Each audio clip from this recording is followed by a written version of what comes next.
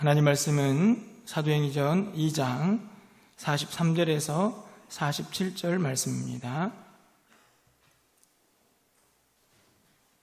오늘 하나님 말씀은 사도행전 2장 43절에서 47절 말씀, 신약성경 190쪽에 있습니다.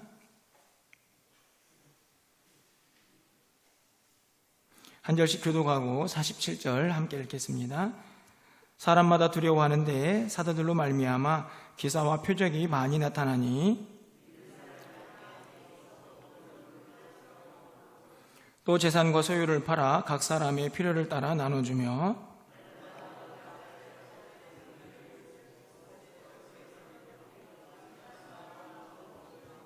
47절입니다. 하나님을 찬미하며 온 백성에게 칭송을 받으니 주께서 구원받는 사람을 날마다 더하게 하시니라. 아멘. 할렐루야. 우리 모든 성도님들 또 축복하고 환영합니다. 5월 가정의 달을 보내고 있습니다. 이런저런 행사들이 많이 있어서 조금은 지치고 힘들기도 하지만 또 한편으로 생각해 보면 또 우리가 섬겨야 할 부모님, 또 우리가 찾아보아야 할 또 우리 스승들, 또 선생님들, 이런 분들이 함께 주변에 있다는 자체만으로도 또 감사하는 그런 시간이 아닌가 생각을 하게 됩니다.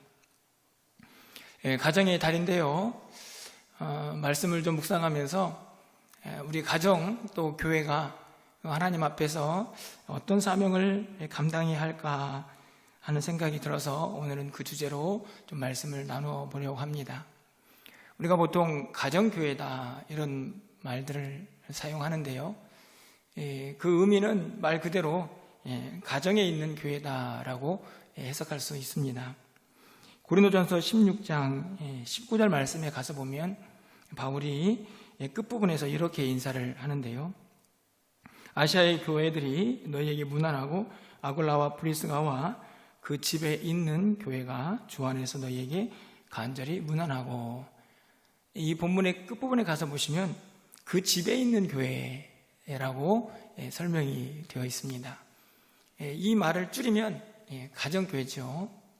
쉽게 말하면 가정에서 교회처럼 예배하는 공동체라고 말할 수 있습니다. 뿐만 아니라 교회는 많은 사람들이 모이지만 가정은 작은 교회, 이렇게 소그룹으로 모이는 공동체라고 말을 할 수가 있습니다.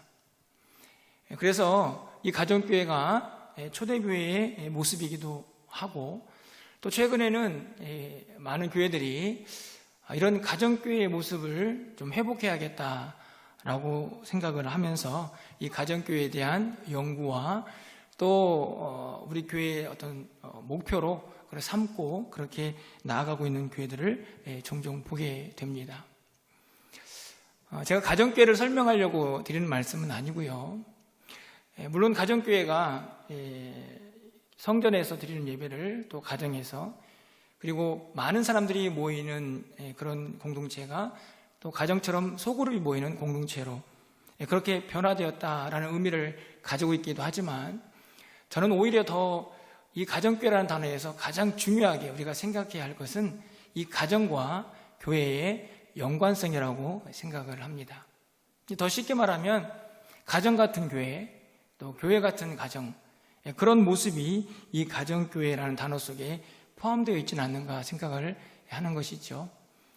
오늘 본문에서 말씀 속에 있는 이 가정과 교회의 연관성을 좀 생각하면서 이 공동체들이 가지고 있는 사명들을 다시 한번 생각해 보려고 합니다.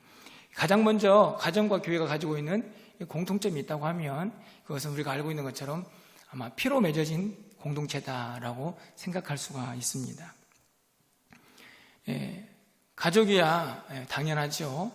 우리가 피는 물보다 진하다라는 그 말을 실감하고 있는 곳이 바로 가정이기도 합니다.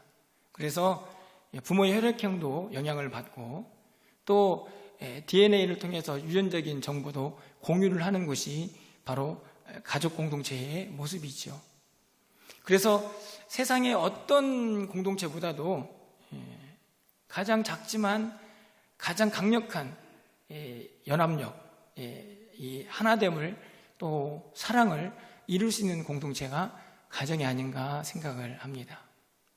여러분이 지금 함께하고 있는 가정의 모습을 생각하시면 쉽게 이해할 수가 있을 거라고 여겨집니다. 그런데 성경은 교회도 피로 맺어진 가족이다라고 우리에게 가르쳐 줍니다. 하나님을 한 아버지로 섬기면서 예수님을 믿는 모든 이들이 형제자매가 되는 그런 가족 같은 공동체를 교회다라고 말씀을 하고 있기 때문이죠.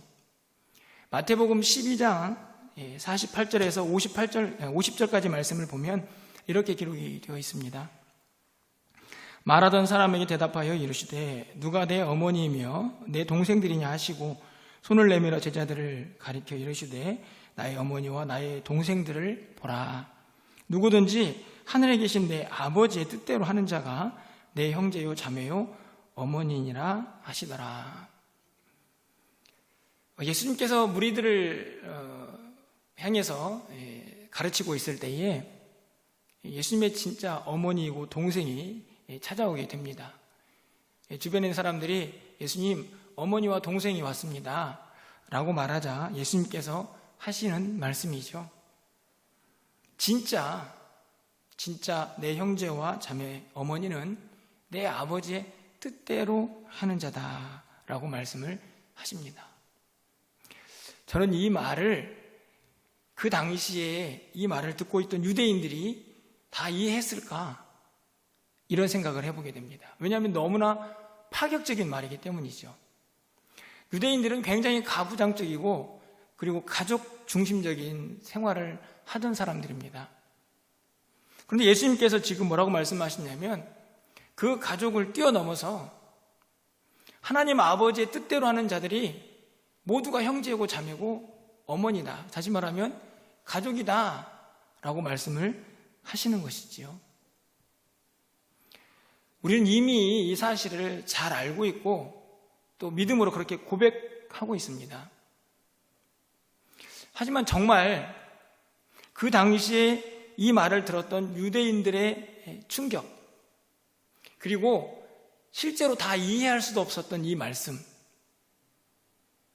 과연 이미 많은 설교와 또 말씀들을 통해서 이 말씀을 알고 있는 우리들은 이미 알고 있는 지식적인 수준을 넘어서서 정말로 하나님을 한 아버지로 모시는 가족 같은 공동체를 이루고 있는가 하는 질문을 이 본문을 통해서 던져보게 됩니다. 성경에 보면 이 가족과 또 가정과 교회의 연관성을 설명하는 내용들이 자주 등장을 합니다. 바울은 에베소 5장 22절과 23절에서 이렇게 말씀을 하고 있습니다. 아내들이여 자기 남편에게 복종하기를 주께 하듯 하라.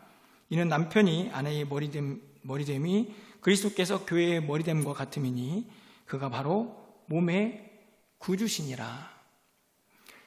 이 말을 신학적으로 해석하려고 하는 것은 아니고 이 비유를 보면 이 남편과 아내, 다시 말하면 가정을 이루는 가장 기초단위죠. 그 구성원들을 오늘 바울은 교회와 예수님과의 관계로 설명을 하고 있습니다. 다시 말하면 가정이 교회라는 모습과 잘 비교가 되어서 설명될 수 있는 곳이라는 것을 우리에게 가르쳐 주는 것이죠.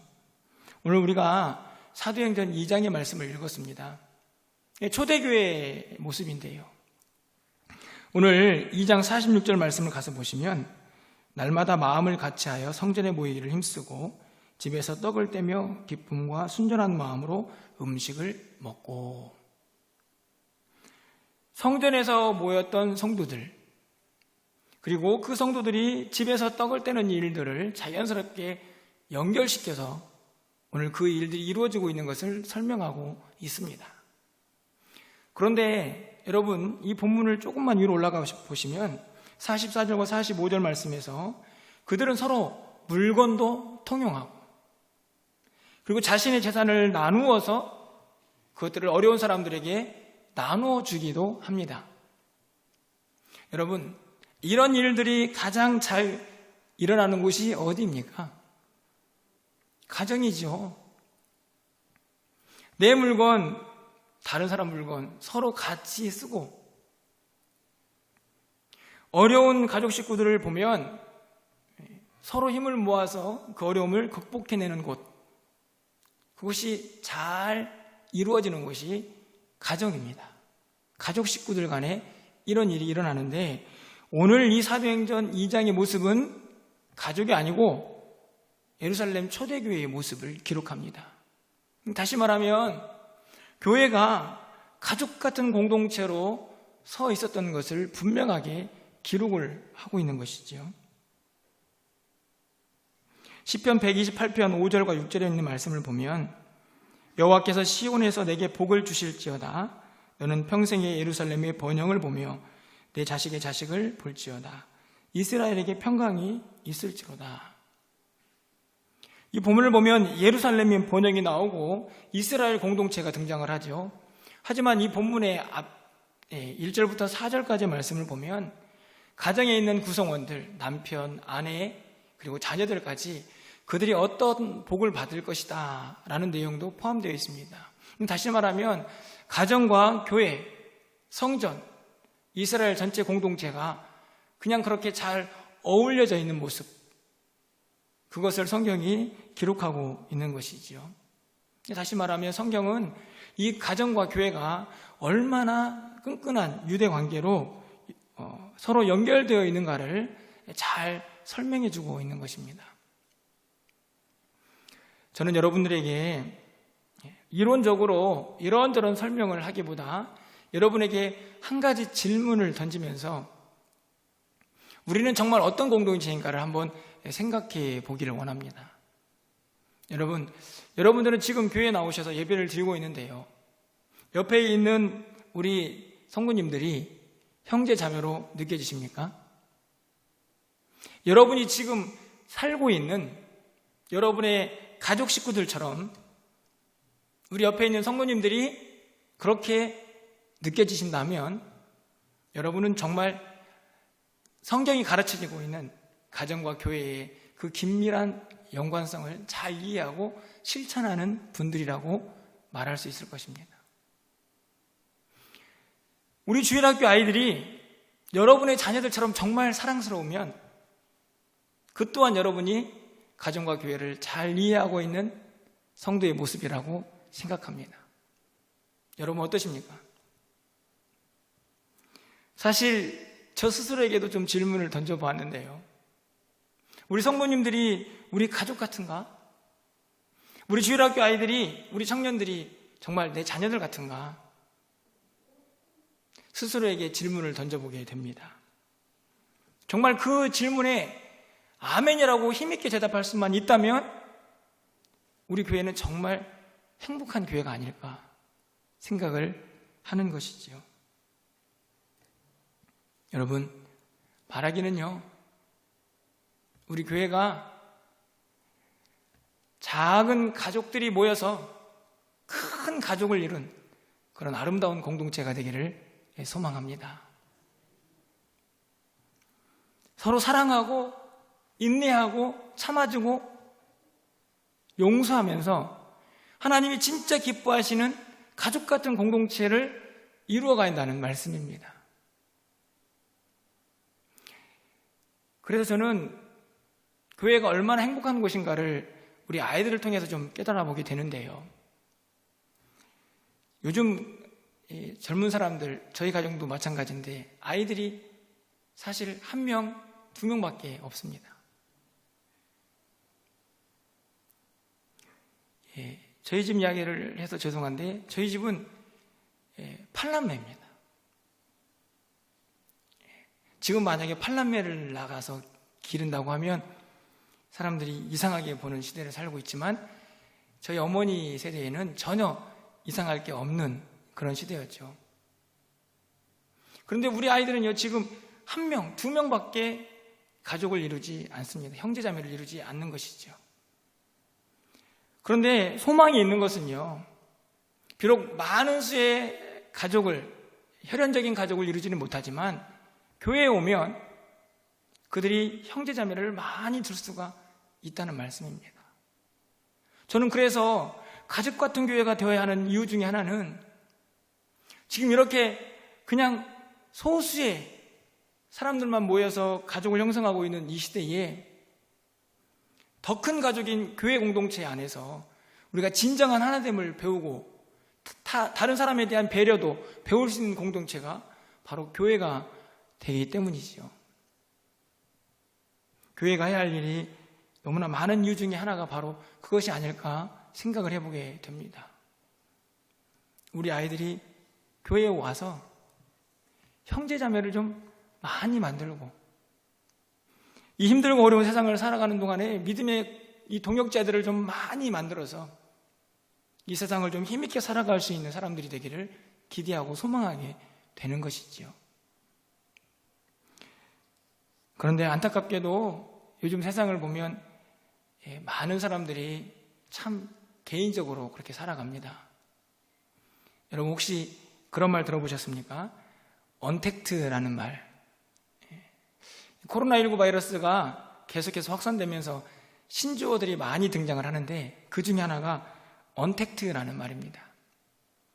영어에 콘택트라는 말이 있는데 접촉하다 라는 말을 부정하면서 언택트, 다시 말하면 접촉하지 않다, 그런 시대를 우리가 살고 있다라고 말을 하고 있는 것이지요. 사실 물건을 사고 팔 때에도 가급적이면 이제 서로 안 마주치려고 합니다. 언택트죠. 그래서 드라이브 스루가 차 타고 쉥 가면서 물건을 탁 짚고 그냥 싹 지나가는, 물론 어떻게 보면 편하고 어떤 면에서는 의미 있는 단어이기도 하지만 사실 교회와 가정에서는 그렇게 좋은 말은 아닌 것 같습니다.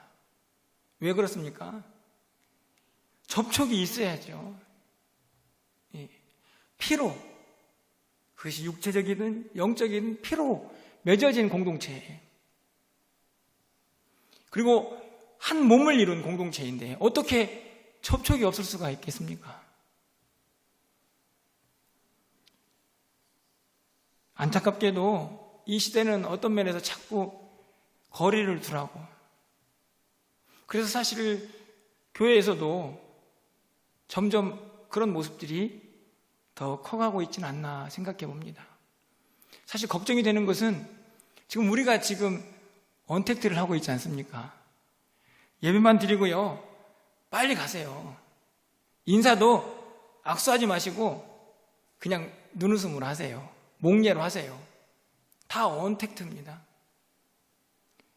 물론 지금 이 시기가 그래서 그렇지만 정말 우리가 조심해야 할 것은 이것이 우리의 몸의 체질화가 되어서는 안 된다는 것입니다. 교회는, 가정은 끈끈하게 서로 교제하고 엉켜져서 사랑으로 하나가 되는 공동체가 되어야 하는 것이죠. 시편 133편 1절이죠. 우리가 잘 알고 있는 말씀입니다. 보라, 형제가 연합하여 동거함이 어찌 그리 선하고 아름다운고. 시인이 이스라엘 공동체를 보면서 고백하고 있는 찬양입니다. 저는 기대해 봅니다. 하나님께서 우리 공동체를 보면서, 우리 가정을 보면서 보라, 형제가 연합하여 동거함이 어찌 그리 아름다운가. 그런 고백을 받을 수만 있다면 얼마나 행복한 공동체일까 생각해 봅니다. 바라기는 우리 가정이, 우리 교회가 꼭 이런 아름다운 연합을 이루는 귀하고 복된 공동체가 되기를 주님의 이름으로 축원을 드립니다. 교회와 가정이 가지고 있는 두 번째 공통점은요, 양육에 있습니다. 잘하는 것이지요. 우리 아이들을 열심히 먹이고, 그것이 육의 양식이든 영의 양식이든 먹여서 자라게 하는 곳이 가정이고요. 교회도 마찬가지입니다. 우리 자녀들을 열심히 말씀으로 양육하고 가르쳐서 그들을 자라게 하는 곳이 바로 교회입니다. 그런 의미에서 교회와 가정은 공통점이 있다고 말할 수 있습니다. 여러분, 신명기 6장 6절에서 9절까지의 말씀을 보시면 가정에서 어떤 교육이 있었는가를 잘 설명하고 있습니다. 오늘 내가 내게 명하는 이 말씀을 너는 마음에 새기고 내 자녀에게 부지런히 가르치며 집에 앉았을 때든지 길을 갈 때든지 누워 있을 때든지 일어날 때든지 이 말씀을 강론할 것이며 너는 또 그것을 내 손목에 메어 기호를 삼으며 내 미간에 붙여 표로 삼고 또 내 집 문설주와 바깥문에 기록할지니라. 하나님의 말씀을 자기 자신에게만 새기라고 말씀하지 않고 그것을 부지런히 자녀들에게도 가르쳐 주라고 말씀합니다. 가정에서 말씀으로 양육하라는 이야기죠. 하물며 문설주와 바깥문까지 말씀을 기록해서 그것들마저도 교보제로 사용되도록 하라고 말씀이 가르쳐 주고 있습니다. 얼마나 가정에서 하나님의 말씀이 잘 가르쳐져야 하는지를 설명하고 있는 것입니다. 그렇게 아이들이 말씀으로 자라가는 것이죠. 가정 전체가 그렇게 말씀으로 양육되는 것입니다. 우리 모두를 포함해서 말입니다. 그런데 가정에서만 이런 일이 일어나는 것이 아니죠. 교회도 마찬가지입니다. 오늘 사도행전 2장 42절 말씀에 이렇게 기록이 되어 있습니다.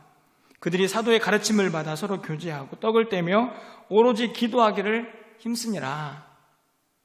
이 본문의 상반절에 보면 사도의 가르침을 받죠. 사도의 가르침을 받습니다. 말씀으로 양육을 받는 것이지요. 왜 그럴까요? 자라야 하기 때문입니다.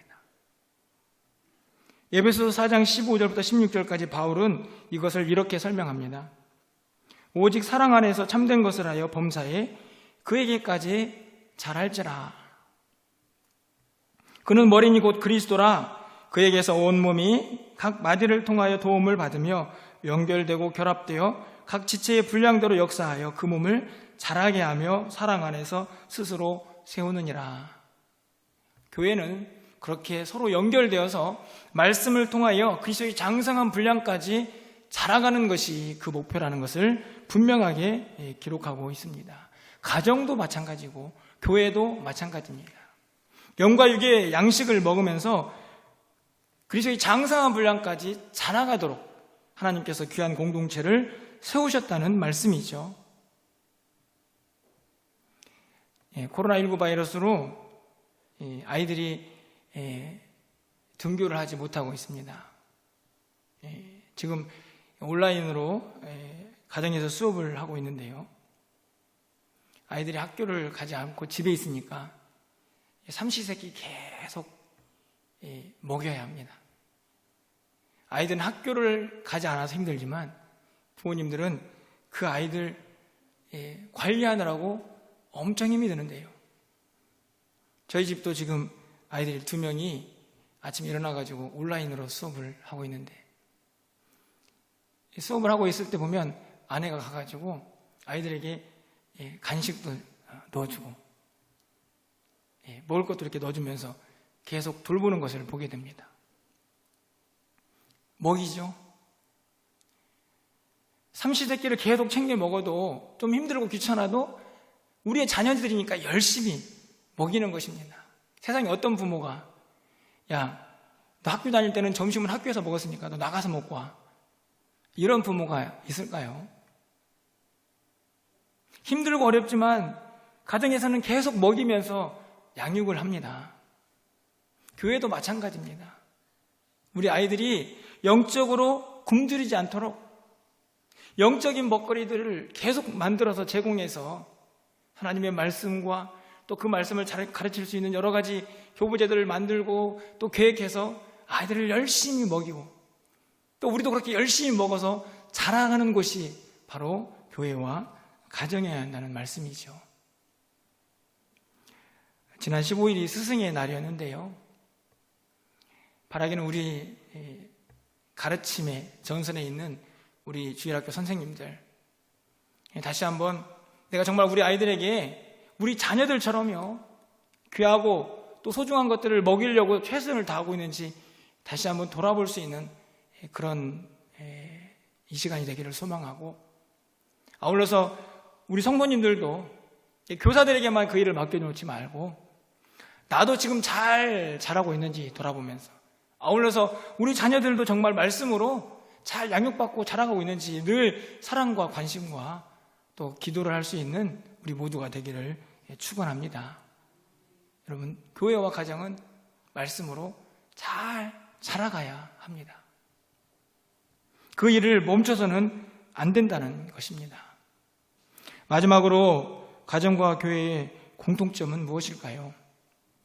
그것은 그 사랑과 그 양육을 통하여 가정과 교회가 잘 세워진 다음에 이제는 그 힘과 능력을, 그 말씀과 복음의 능력들을 세상에 흘려보내야 한다는 것이 이 두 공동체의 공통점입니다.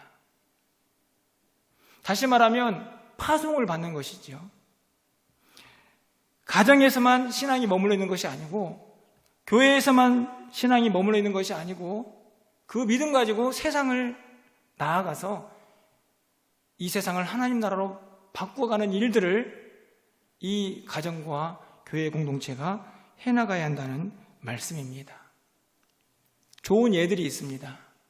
사도행전 10장 2절에 보면 고넬료의 가정이 등장을 하죠. 그 가정은 어떤 가정이었습니까? 여러분, 사도행전 10장 2절 말씀 화면을 보시면요, 그가 경건하여 온 집안과 더불어 하나님을 경외하며 백성을 많이 구제하고 하나님께 항상 기도하더니. 고넬료는 이방인이었습니다. 이탈리아의 백부장이었죠. 그런데 그는 하나님을 잘 섬겼습니다. 온 집안 식구가 하나님을 잘 섬기는 그런 가정을 이루었습니다. 그런데 그게 끝이 아니고 오늘 본문에 보면 백성을 많이 구제했다. 그 사랑, 자신들끼리, 가족 식구들끼리만 누린 게 아니고 어렵고 힘든 이웃들을 향해서 그 사랑을 나눠주고 있는 고넬료 가정의 모습을 보게 되는 것입니다. 그 결과 어떻게 되었습니까? 그 지역에 있는 유대인들, 이방인들은 사람 취급도 안 했던 그 유대인들에게 칭찬을 받게 되는 일들이 일어나게 됩니다. 바로 그 가정의 믿음, 가정의 복음이 세상을 향하여 흘러갈 때에 나타난 결과이지요. 여러분, 오늘 우리가 읽은 초대교회의 모습은 어떠합니까? 오늘 사도행전 2장 44절부터 47절까지 말씀에 보면 그들이 물건도 통용하고 재산과 소유를 팔아서 각 사람의 필요를 따라 나눠주지요. 그리고 날마다 마음을 같이 해서 성전에서 모이고 또 집에서 떡을 뗍니다. 그 결과 47절 말씀을 가서 보면 이렇게 기록이 되어 있습니다. 하나님을 찬미하며 또 온 백성에게 칭송을 받으니 주께서 구원받는 사람을 날마다 더하게 하시니라. 그 교회 공동체의 아름다운 신앙의 모습이 그냥 교회에만 머물러 있지 않고 많은 백성들에게 영향을 끼쳤습니다. 그래서 사람들에게 칭송을 받습니다. 야, 교회 다닌 사람들이 참 멋지게 잘 사는구나.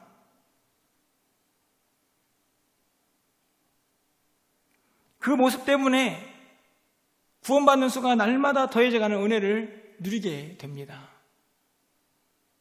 물론 복음도 전했겠지만 오늘 본문을 보면 그들이 가지고 있는 신앙의 그 모습 자체가 많은 사람들에게 구원의 영향력으로 끼쳐지고 있는 것을 볼 수가 있습니다. 왜 그럴까요? 교회의 그 아름다운 신앙의 모습이, 그 공동체의 아름다운 모습이 자신들의 소유에서만 멈추는 것이 아니고 세상으로 흘러갔기 때문입니다. 고넬료의 가정도 그 아름다운 공동체의 모습이 세상을 향하여 나아가고 있습니다. 초대교회도 그 아름다운 신앙의 모습들이 세상을 향하여 흘러가고 있죠. 주님께서 우리에게 이 귀하고 아름다운 공동체, 가정과 교회를 허락하신 이유이기도 합니다.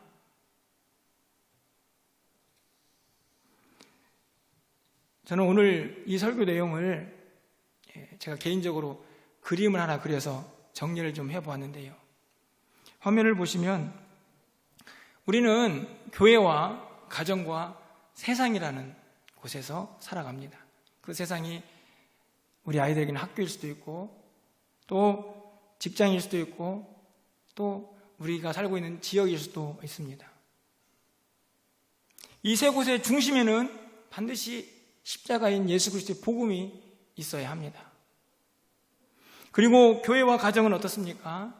서로 밀접하게 연관되어서 그 사랑, 그 말씀의 양육을 통한 성장, 그것들이 서로 주고받으며 함께 바로 세워져가는 공동체를 이루게 되고요.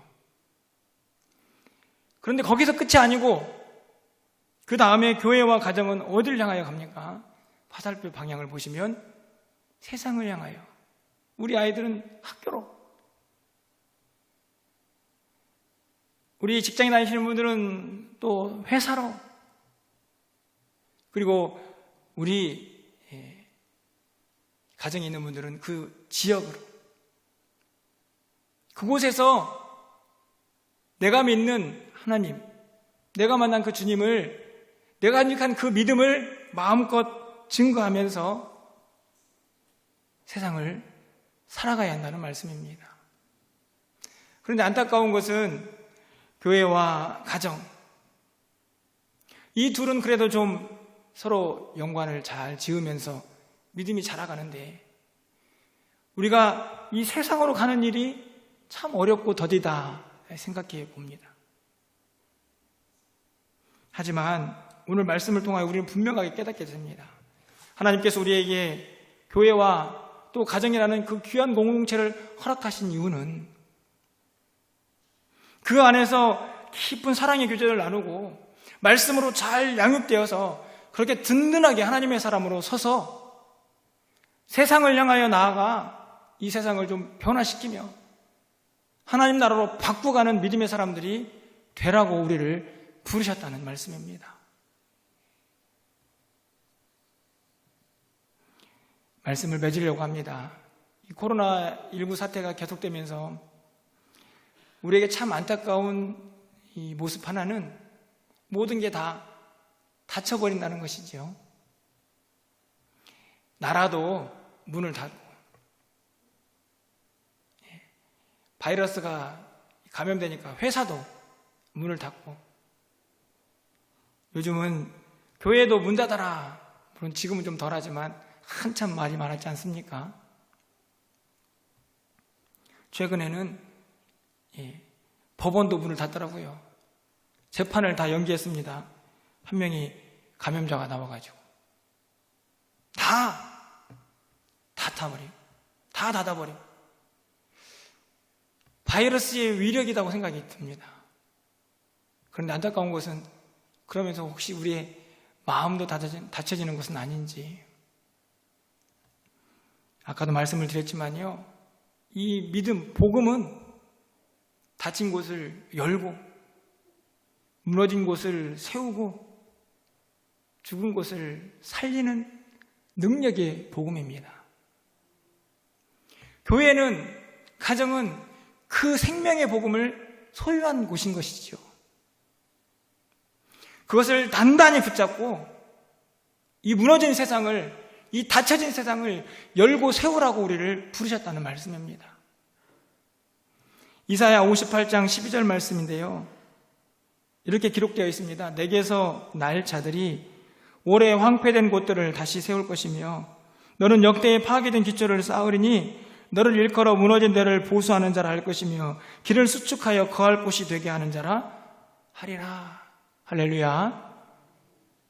무너진 데를 보수하고 길을 만들고 황폐한 곳을 다시 세우는 일, 그 일을 하나님의 사람들이 해야 한다고 말씀을 하고 있습니다. 여러분, 이 모든 일들이 결코 쉽지 않죠. 하지만 우리에게 가정 공동체가 있습니다. 우리에게는 그 가정들이 모여있는 가족 같은 교회 공동체가 있습니다. 한 사람은 힘이 부족할지 몰라도 우리 서로서로의 힘을 모아서요, 무너진 데를 보수하고 황폐된 곳을 다시 세울 수 있습니다. 바라기는 우리 가정과 교회가 말씀 위에서 든든히 세워지고 그 힘과 능력으로 우리가 하나가 되어서 이 황폐해지고 무너져가는 세상을 바로 세우고 하나님 나라로 바꿔갈 수 있는 힘과 능력이 우리 모두에게 임하기를 주님의 이름으로 축원합니다.